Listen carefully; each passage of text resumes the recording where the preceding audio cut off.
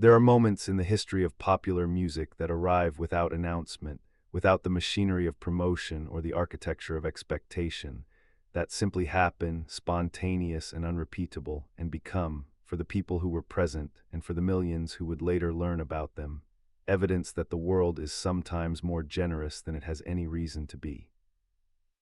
These moments can only be stumbled into by people who are, in the specific moment that matters, willing to do something they did not intend to do. November 28, 1974, Madison Square Garden, New York City. Elton John is midway through one of the most successful concert runs of his career, playing to sold-out audiences at 20,000 people per night, the biggest-selling recording artist in the world, his run of albums and singles without parallel in the early 1970s. The crowd. That night knows every word to every song. The crowd is entirely prepared for what Elton John delivers at Madison Square Garden. What the crowd is not prepared for, what no one in the arena is prepared for, including the band and the crew and the promoters who have organized the event with professional precision, is the moment approximately halfway through the concert, when Elton John walks to the microphone and says something that changes the entire atmosphere of the arena in the space of a single sentence. He says, "I have a friend who I'd like to bring out. I made a bet with him and he lost. And now he has to come out and join me." And then, from the wings of the Madison Square Garden stage, John Lennon walks out. What happened in the arena in the seconds that followed is one of the most documented audience reactions in the history of live music. Documented not through archival footage, but through the accounts of everyone who was there, not screaming exactly, not the kind of crowd noise that large concerts routinely produce, but something more complex and overwhelming. The sound of 20,000 people confronting an impossibility, because John Lennon did not perform live. He had not performed live since 1966. 8 years had passed since the last Beatles concert. 8 years during which the most famous voice in the world had been present everywhere except on a stage, and now it was on a stage, in New York City, on a Thursday night in November, because of a bet. The bet is where the story actually begins.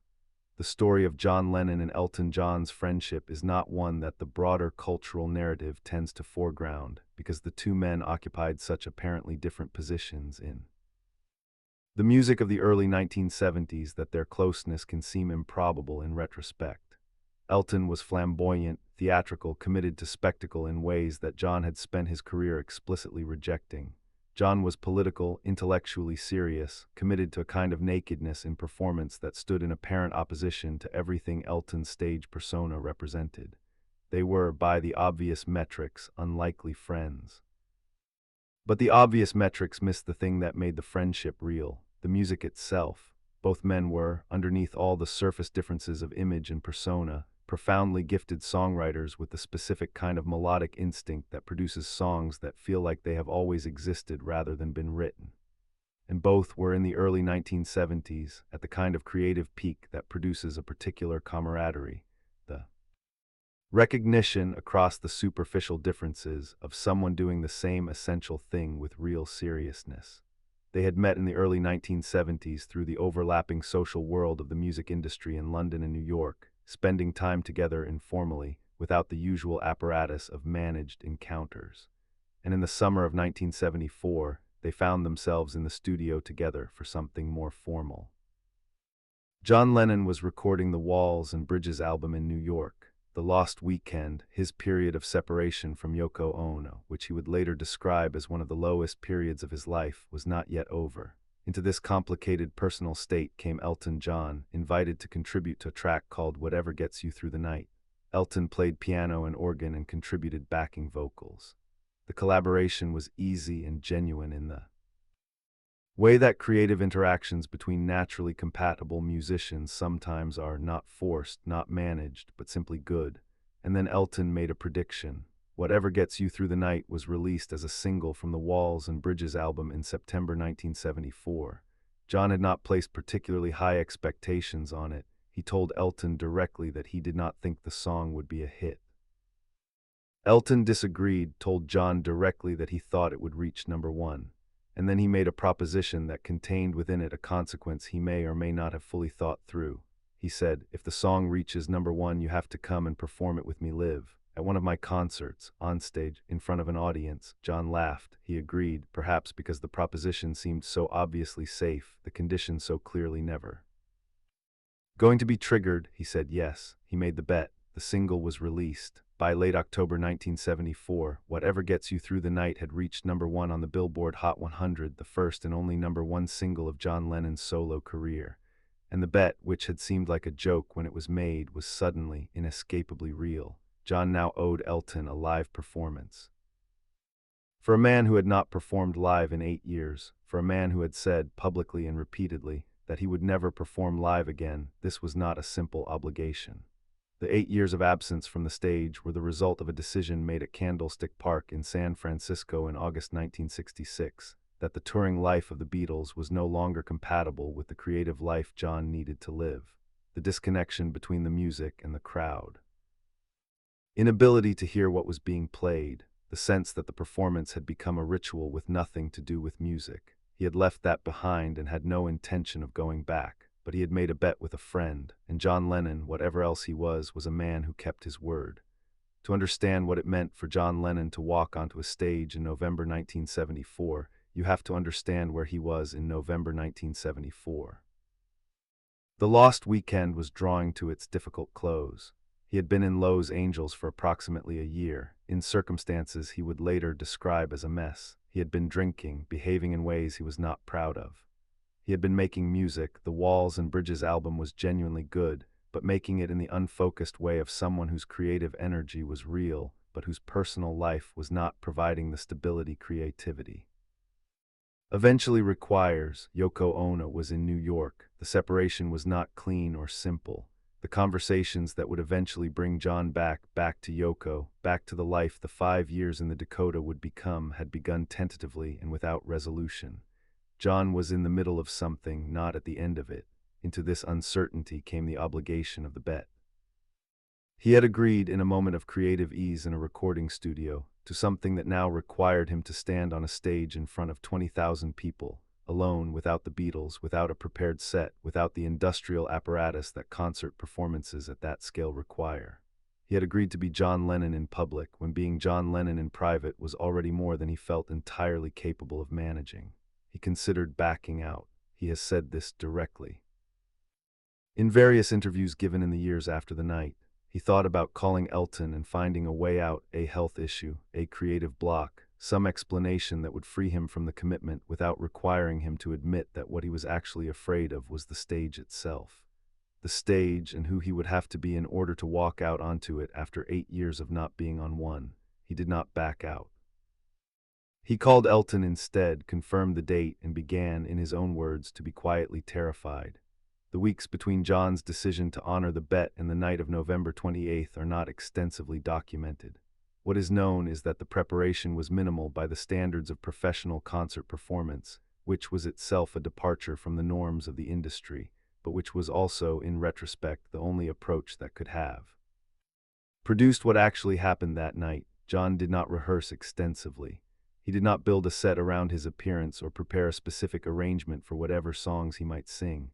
He met with Elton and with Elton's band to establish the basic musical framework, but the meeting was brief and the framework was loose. John's approach was characteristically direct. He would walk out, play the songs, and whatever happened would happen.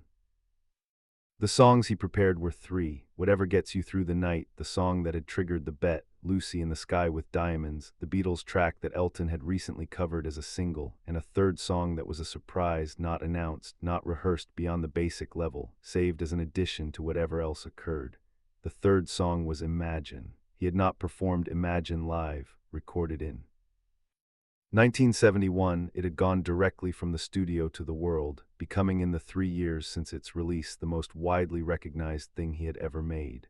He had never sung it in front of an audience. He would sing it that night in Madison Square Garden, with Elton John beside him at the piano, for the first time and, as it would turn out, the last time. But none of this was known to the 20,000 people filing into Madison Square Garden on the evening of November 28th. None of it was known to the press. None of it had been announced. The only people who knew John Lennon would be there that night were the small number of people directly involved in making it happen. Everyone else was going to an Elton John concert. The concert began as Elton John concerts began in 1974, with the full force of a performer who had spent several years building one of the most effective live shows in popular music. The band was tight. Elton was in the form that sold-out Madison Square Garden audiences expected and consistently received. The crowd was large, warm, and entirely present. And then, approximately midway through the concert, Elton walked to the microphone and made his introduction, said what he said about the bet, the friend, the obligation, with the warmth and humor that were among his most reliable qualities as a performer, making the moment feel like good news being shared rather than an announcement of something historic. And John Lennon walked onto the stage. The accounts of the audience reaction in the seconds that followed are consistent in their description but variable in their attempts to name it. Tony King, a music industry executive present that night, has described it as unlike anything he had ever heard in a concert setting, not the standard roar of a crowd recognizing a performer, but something with a different emotional texture, closer to collective shock resolving into collective joy in real time, the sound of 20,000 people simultaneously understanding that they were witnessing something that was not supposed to happen. John walked to the microphone. He acknowledged the crowd with characteristic economy, a brief wave, a slight smile, without performing gratitude or awe or the theatrical emotions the moment might have seemed to require. He was simply there in the way he was usually simply there when he was being most himself, present without performance, direct without dramatics. And then the band started playing Whatever Gets You Through the Night. The performance of Whatever Gets You Through the Night was not, by the accounts of those present, the most emotionally significant of the three songs John sang that night. It was the most expected. The audience could at least process the logic of why it was being performed. The emotion in the room was real but navigable. Lucy in the Sky with Diamonds was different. This was a Beatles song from SGT. Pepper, carrying the full weight of everything the Beatles had meant to the generation in that room. Hearing John Lennon sing it live in 1974, 8 years after the last Beatles concert, in a context no one had anticipated, this was the moment the emotional register of the evening began to shift from surprise into something larger. The crowd was processing something about time and loss and the unexpected return of something they had understood was gone. And then, after Lucy in the Sky with Diamonds, John did not leave the stage. He stayed, and Elton moved to the piano, and the opening notes of Imagine began. There are accounts from people in Madison Square Garden that night who say that the moment they recognized those opening notes was the moment they began to cry. Not the managed, performative emotion of a crowd responding to a cue, but the involuntary emotion of people ambushed by something they did not know they were vulnerable to. The song they had heard everywhere for 3 years was being sung by the person who had written it in front of them for the first time. They were not ready. Nobody had prepared them. That was the point. John sang Imagine at Madison Square Garden in November 1974. He never sang it live again. After the 3 songs, John walked off stage. The concert continued. It was Elton John's concert, Elton's audience, and the night had additional hours to run, but the emotional center of gravity had already shifted. Everything that followed existed in the context of those 3 songs, in the particular quality of what the audience had witnessed in the minutes before. John went backstage. He was, by the accounts of the people who saw him immediately after the performance, visibly moved, not in the performed way of a professional musician delivering the expected response to a good show, but genuinely moved in the way of someone who has discovered, in the doing, something they did not know about themselves before they did it.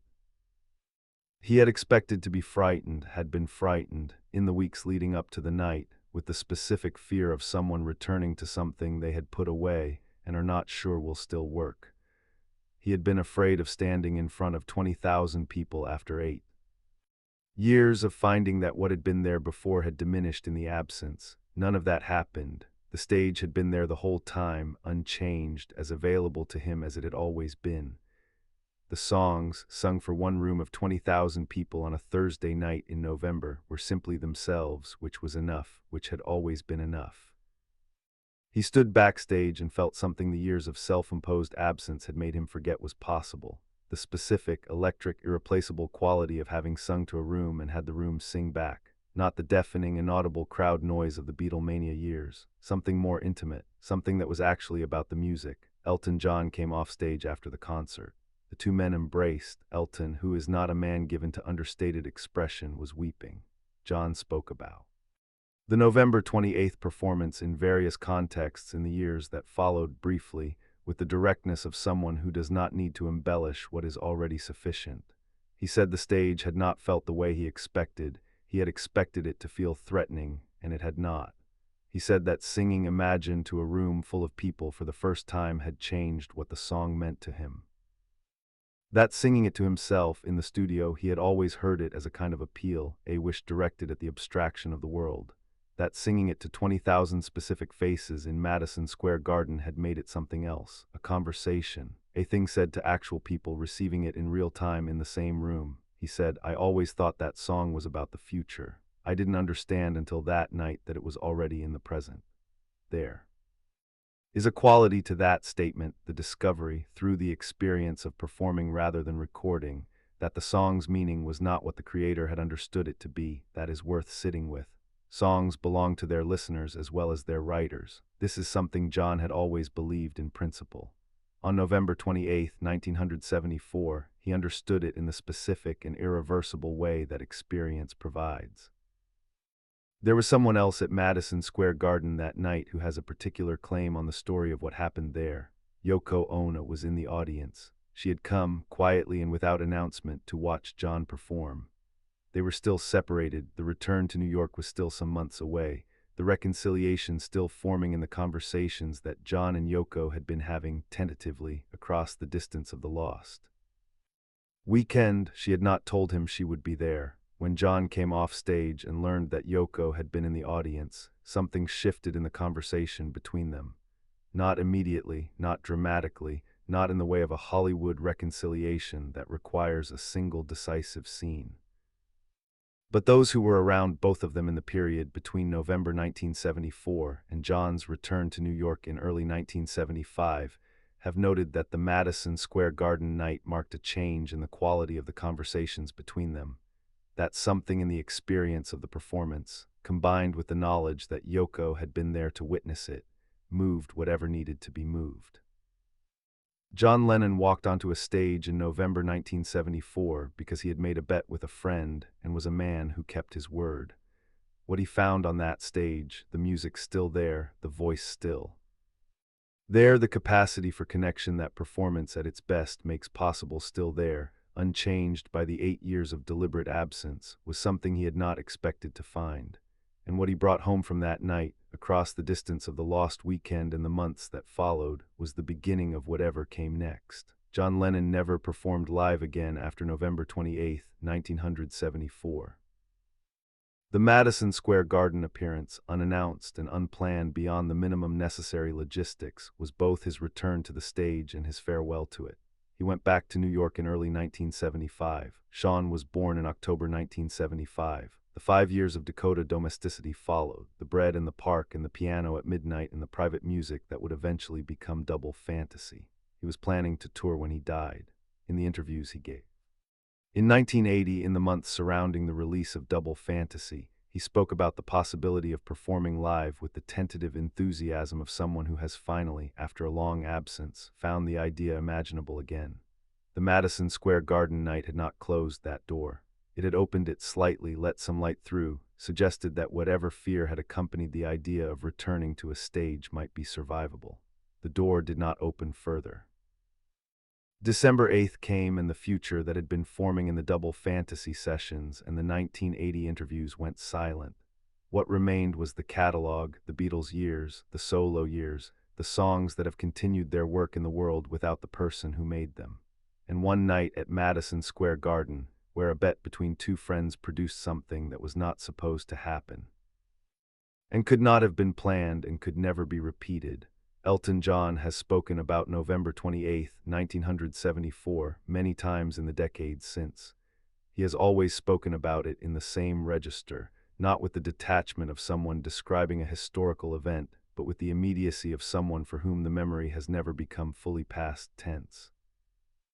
He has said that when John walked onto the stage that night and the audience made the sound they made, He understood, in a way that his years of performing had given him the specific equipment to understand, that he was watching something he would never see again. A man returning to a place he had left, finding it unchanged, and understanding in the finding that leaving had been the right decision for reasons that returning also confirmed. And in the wings of the stage at Madison Square Garden, before John walked out, before the bet was paid and the audience made the sound that had no name for it, Elton had looked at John and said, "Are you ready?" John had looked back at him and said, "As ready as I'll ever be," and then he walked out into the light.